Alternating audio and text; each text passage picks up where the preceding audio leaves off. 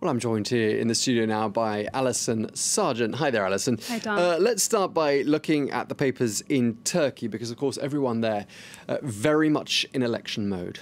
That's right. These elections are coming up on Sunday, and the president, Erdogan, could very well be re-elected president, a job that's going to have significantly more powers after this referendum was passed in Turkey last year. It's all part of Erdogan's plan to make himself the king, as you can see. That's, of course, according to this cartoon that is from the opposition paper, Cumhuriyet. Erdogan there is saying, everything is prepared and I expect your vote. It's worth mentioning that over a dozen journalists from this newspaper, Cumhuriyet, have been sentenced to prison on terrorism charges as part of Erdogan's crackdown following the attempted coup. Meanwhile, the front page of the Turkish paper, Sabah, is all about how on Thursday, Erdogan was on the first flight ever to land at the new Istanbul airport. Now, this airport was a project of Erdogan's that he claims is the world's biggest, and you can tell the paper Sabah here seems pretty impressed. They're hailing it as historic. The New York Times, though, has some insight onto why the paper and Erdogan himself are so keen on showing off this airport in these days just so close to the election. They write that Erdogan has actually been using huge building projects like this airport as an engine of economic growth and a way of making a physical stamp on the nation. Not only this airport, he's also built a giant mosque, and he has a new project that he's talked about at his most recent rally Thursday that is to build the Istanbul Canal that will allegedly rival the Panama and Suez canals. So we'll have to see what voters make of all of this. Wow, big building projects there in Turkey. He's going to turn the old airport into a huge park, I read the other day.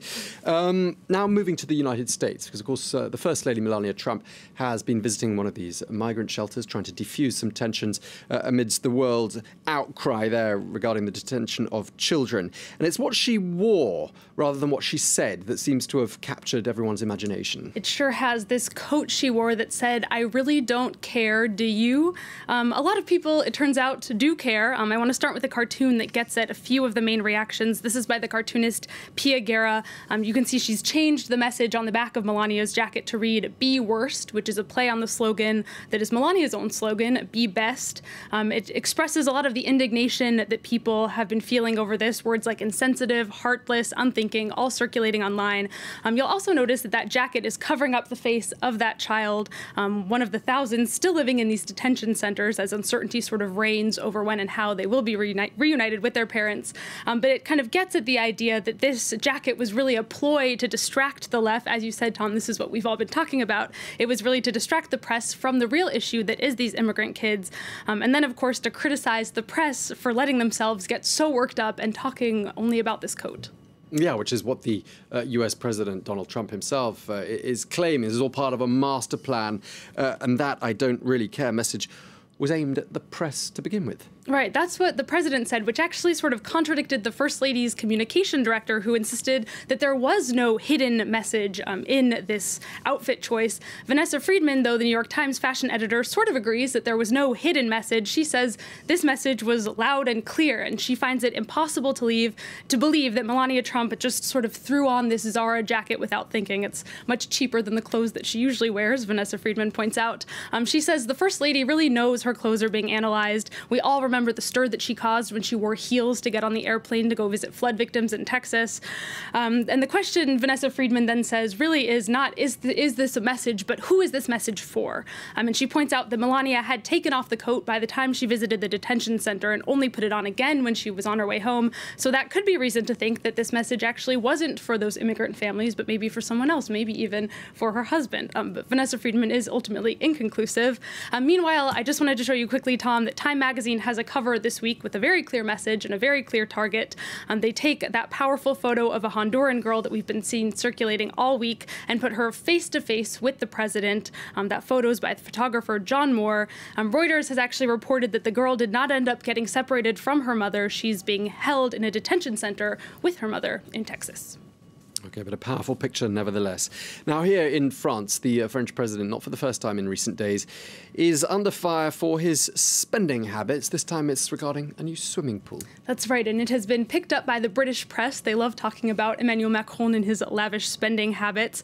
The Guardian headline there, "From plates to piscine," a reminder that earlier this month he faced some criticism for ordering a new dinner set of expensive porcelain plates. Well, now he's under fire for looking into installing a swimming pool at the presidential retreat in the south of France. Papers are reporting it would cost around 150,000 euros, although the Élysée points out that they might save money because they wouldn't need security guards to track Emmanuel Macron as he goes swimming on the beach like the rest of us. It would be an above-the-ground pool, which means it would be sort of sitting on the terrace like a jacuzzi. And French paper Libération is wondering if the president isn't a bit above ground himself, basically disconnected. So again, seeing that criticism that he just can't shake of being the president of the rich. It's not like he can go to the local swimming pool, is it? All right, well, let's end with some sport. The French president had a World Cup win to celebrate yesterday. The Argentinians, however, well, let's say they were drowning their sorrows. They sure were. They lost 3-0 to Croatia. Very slim chance now of them getting through to the next round, but France is through, so many of us here at France 24 are celebrating that. Anyway, there's an image that has been making the rounds on social media in Argentina. One Argentinian paper says this actually sort of sums up the defeat. This is Messi with his face in his hands. And this was actually taken before the game even started. This was during the national anthem, and many point out that Messi was actually standing next to Caballero at the time. Caballero is the goalie who, of course, cost Argentina the first goal with his mistake. And the Argentine sports paper has a pretty good pun with this headline here, "Caballeros de la Angustia, the Knights of Anguish." Okay, thank you very much indeed. Alison Sargent there with today's press review. Remember, you can always check out our website, france24.com, for more of our coverage of what's making the front pages of newspapers around the world.